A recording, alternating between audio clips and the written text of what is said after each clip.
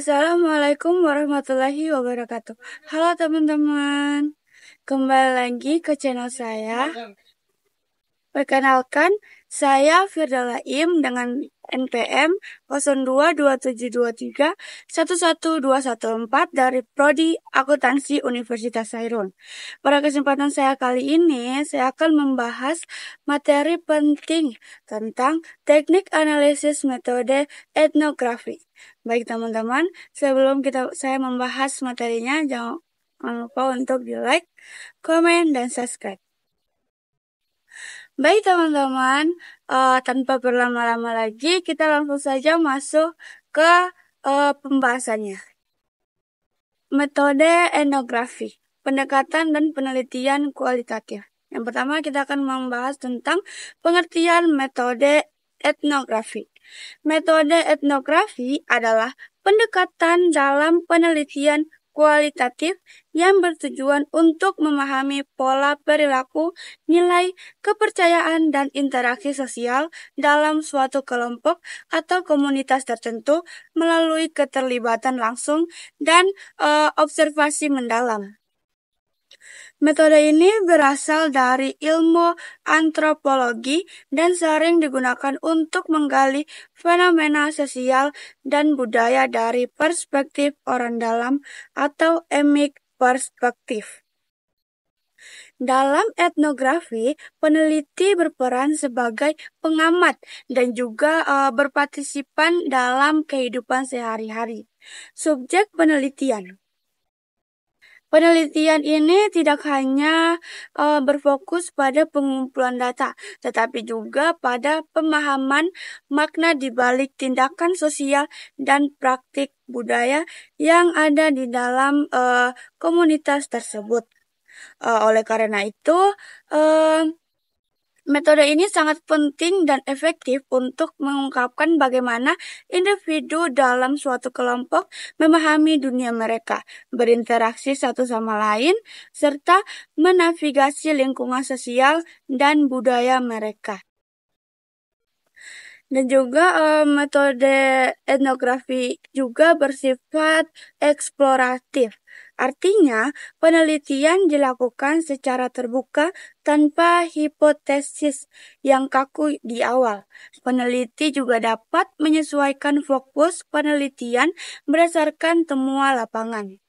Selain itu juga metode ini juga bersifat holistik, yaitu mencakup berbagai aspek kehidupan komunitas seperti bahasa, sistem kepercayaan, struktur sosial, pola ekonomi, serta praktik ritual dan adat istiadat.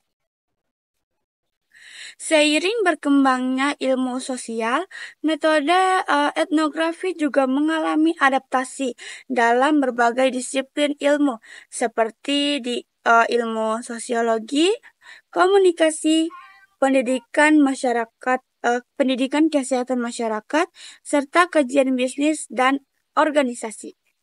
Etnografi tidak hanya dilakukan dalam komunitas tradisional, tetapi juga dalam lingkungan modern seperti tempat kerja, komunitas daring, serta kelompok dengan identitas sosial tertentu. Kemudian pembahasan kedua yaitu tujuan metode etnografi. Tujuan utama dari metode etnografi adalah untuk memperoleh pemahaman mendalam mengenai perspektif dan pengalaman individu dalam komunitas yang diteliti. Metode ini memungkinkan peneliti untuk menyelami kehidupan sosial dan budaya suatu kelompok dengan lebih autentik dan holistik. Adapun tujuan perspektif metode etnografi yaitu meliputi yang pertama yaitu mengidentifikasi nilai, norma, dan sistem kepercayaan dalam suatu komunitas. Etnografi memungkinkan peneliti untuk memahami bagaimana nilai dan norma terbentuk, serta bagaimana sistem kepercayaan berperan dalam kehidupan sosial suatu kelompok. Yang kedua yaitu pemahaman pola komunitas dan interaksi sosial dalam kelompok tertentu. Metode ini membantu dalam menganalisis bagaimana individu berkomunikasi berbagi informasi, serta membangun hubungan sosial dalam lingkungan mereka. Yang ketiga yaitu mendokumentasikan praktik budaya dan cara hidup masyarakat. Peneliti etnografi menghasilkan bagaimana dokumentasi rinci mengenai praktik sehari-hari, kebiasaan, adat istiadat, serta perayaan budaya yang unik bagi komunitas yang diteliti. Yang keempat yaitu mengungkapkan hubungan antara struktur sosial dan individu dalam komunitas. Dengan meneliti hierarki sosial, peran gender, hubungan kekuasaan, serta interaksi dalam kelompok, etnografi membantu menjelaskan bagaimana individu menyesuaikan diri dengan struktur sosial di sekitarnya. Yang kelima yaitu menjabatani pemahaman antara kelompok yang berbeda. Peneliti etnografi dapat membantu dalam memahami perspektif kelompok yang berbeda, misalnya antar masyarakat, adat dan pemerintah, atau antara pekerja dan manajer dalam suatu perusahaan. Yang keenam yaitu menghasilkan pemahaman yang lebih mendalam untuk keperluan akademis, kebijakan sosial, dan pengembangan program komunitas.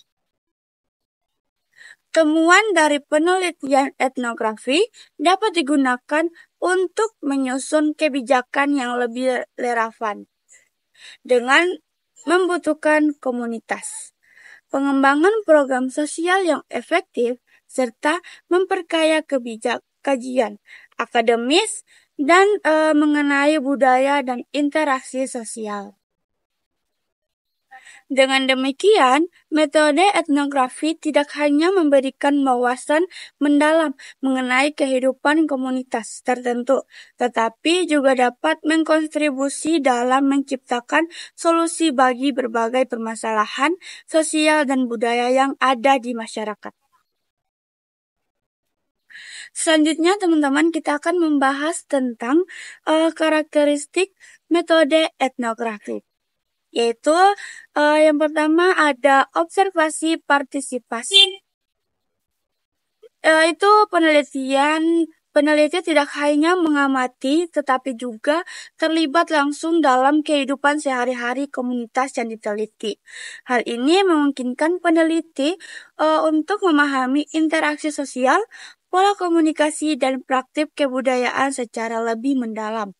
Dengan partisipasi, peneliti juga dapat membangun kepercayaan dengan anggota komunitas, sehingga data yang diperoleh lebih akurat dan autentik. Yang kedua yaitu data kualitatif. Metode etnografi mengandalkan data kualitatif yang mengumpulkan bagaimana melalui wawancara lapangan, wawancara mendalam, rekaman audio maupun video, serta dokumentasi virtual seperti foto. Data ini tidak hanya bersifat deskriptif, tetapi juga bersumber dari pengalaman langsung peneliti dalam berinteraksi dengan subjek penelitian. Yang ketiga yaitu analisis kontekstual. Etnografi menekankan pentingnya memahami perilaku dan konteks sosial dan budaya yang lebih luas. Oleh karena itu, analisis tidak hanya dilakukan terhadap tindakan individu, tetapi juga terhadap nilai-nilai, norma, kepercayaan, dan struktur sosial yang melatar belakangi perilaku tersebut. Hal ini membantu dan memahami bagaimana budaya dan lingkungan mempengaruhi cara berpikir serta bertindak suatu komunitas. Yang ketiga yaitu Selanjutnya, pendekatan holistik. Metode ini mencoba untuk bagaimana melihat kehidupan komunitas secara keseluruhan, mencakup aspek sosial, ekonomi, politik, agama, sehingga budaya. Dengan pendekatan ini, peneliti dapat menggali hubungan antara berbagai aspek kehidupan dalam komunitas yang diteliti serta memahami bagaimana faktor-faktor tersebut saling mempengaruhi. Selanjutnya atau yang kelima yaitu interaksi jangka panjang. Peneliti etnografi seringkali memerlukan waktu yang lama melalui dari berbagai bulan hingga bertahun-tahun agar peneliti dapat memahami dinamika sosial yang lebih baik. Interaksi juga jangka panjang ini memungkinkan bagaimana untuk mengamati perubahan sosial dalam komunitas serta memahami pola-pola yang memungkinkan tidak dapat terlihat dalam penelitian jangka pendek. Selanjutnya kita akan membahas tentang langkah-langkah dalam penelitian etnografi, yaitu satu yang pertama, pemilihan topik dan komunitas yang diteliti. Peneliti harus melakukan fokus penelitian dan memilih komunitas atau kelompok yang akan menjadi subjek penelitian. Pemilihan ini dilakukan berdasarkan relevan topik dengan fenomena sosial atau budaya yang ingin diteliti. Yang kedua, perencanaan dan persiapan penelitian. Peneliti perlu merancang strategi penelitian, termaksud bagaimana menentukan metode pengumpulan data yang akan digunakan, merancang pertanyaan-pertanyaan wawancara, serta mempelajari literatur yang relevan untuk memahami konteks komunitas yang akan diteliti. Yang ketiga yaitu masuk ke lapangan dan membangun hubungan dengan komunitas. Peneliti juga harus membangun hubungan yang baik dengan anggota komunitas agar dapat diterima dan mendapatkan akses untuk melakukan observasi serta wawancara. Tahap ini sangat penting untuk menciptakan kepercayaan antara penelitian dengan objek penelitian atau subjek penelitian. Yang keempat yaitu observasi partisipat. Peneliti terlibat langsung dalam kehidupan sehari-hari komunitas dan diteliti sambil mencatat pengalaman, interaksi, serta aktivitas yang berlangsung. Observasi dilakukan secara mendalam untuk memahami budaya dan praktik sosial komunitas tersebut. Yang kelima, mengumpulkan data melalui wawancara dan dokumentasi. Selain observasi, wawancara mendalam dilakukan dengan anggota komunitas untuk memperoleh perspektif mereka secara langsung. Data juga dikumpulkan melalui rekaman suara, video, foto, serta mencatat bagaimana di lapangan yang mendokumentasikan berbagai aspek kehidupan komunitas. Yang keenam yaitu analisis data secara kontekstual. Setelah data dikumpulkan, peneliti menganalisis informasi yang diperlukan dengan mempertimbangkan konteks sosial, budaya, serta interaksi yang terjadi dalam komunitas.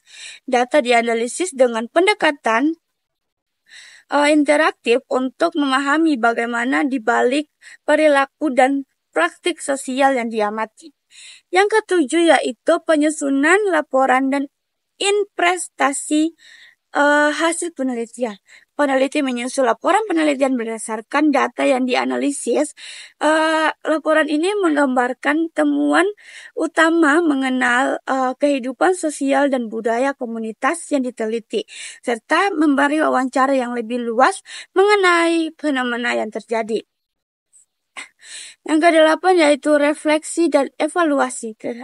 Tahap terakhir adalah refleksi atau proses penelitian serta evaluasi terhadap temuan yang diperoleh. Peneliti juga dapat membandingkan hasil penelitian dengan teori atau studi sebelumnya untuk memperkuat validitas penelitian. Selanjutnya kita akan membahas tentang kelebihan dan kekurangan metode etnografi. Kelebihannya itu satu, pemahaman mendalam. Etnografi memberikan wawasan yang sangat kaya mengenai kehidupan sosial dan budaya suatu komunitas. Yang kedua, fleksibel dan mengumpulkan data. Metode ini memungkinkan peneliti untuk menyesuaikan teknik mengumpulkan data sesuai dengan kondisi lapangan. Yang ketiga yaitu pendekatan holistik, mengamati bagaimana aspek kehidupan secara keseluruhan, bukan hanya aspek tertentu. Yang keempat yaitu dapat menangkap makna kontekstual, yaitu membantu memahami perspektif orang dalam perspektif yang sulit diperoleh oleh metode lain. Selanjutnya kekurangan, yaitu memerlukan waktu yang cukup lama, yaitu penelitian etnografi bisa memakan waktu yang berbulan-bulan atau bahkan bisa sampai bertahun-tahun. Yang kedua yaitu tantangan dalam mengakses komunitas. Tidak semua komunitas terbuka terhadap kehadiran penelitian atau peneliti. Yang ketiga yaitu bias subjektivitas. Keterlibatan langsung penelitian dapat mempengaruhi interpretasi data. Yang kemudian selanjutnya yaitu kesulitan dalam generalisasi. Temuan etnografi seringkali hanya berlaku untuk komunitas tertentu dan kesulitan dinetralisasikan ke populasi yang lebih luas. Baik teman-teman, di sini saya akan membacakan kesimpulan dari materi yang sudah saya jelaskan tadi tentang metode etnografi. Jadi, kesimpulannya itu, metode etnografi merupakan pendekatan penelitian kualitatif yang sangat efektif dalam memahami budaya dan interaksi sosial secara mendalam dengan pendekatan observasi, perspektif, partisipatif, dan keterlibatan langsung. Metode ini juga memberikan wawasan yang kaya dan mendalam tentang bagaimana individu dalam suatu kelompok berinteraksi dan memahami dunia mereka sendiri. Kelebihan metode etnografi terletak pada fleksibilitas mendalam pemahaman dan kemampuannya dalam mengungkapkan makna sosial dan budaya. Namun, penelitian ini juga memiliki tantangan seperti durasi penelitian yang panjang, keterbatasan akses ke komunitas tertentu, serta potensi subjektivitas peneliti. Jadi, secara keseluruhan, etnografi merupakan metode yang sangat berguna dalam berbagai disiplin ilmu, baik dalam ilmu antropologi, sosiologi, komunikasi, serta studi organisasi dan bisnis, dengan pemahaman yang lebih mendalam tentang kehidupan komunitas. Metode ini juga dapat memberikan kontribusi yang berarti dalam pengembangan teori, kebijakan, serta solusi bagaimana permasalahan sosial dan budaya yang ada di masyarakat. Baik teman-teman, itu saja materi dari saya tentang teknik analisis metode etnografi. Sampai jumpa ke video-video saya selanjutnya. Jangan lupa untuk di like, komen, dan subscribe. Bye-bye.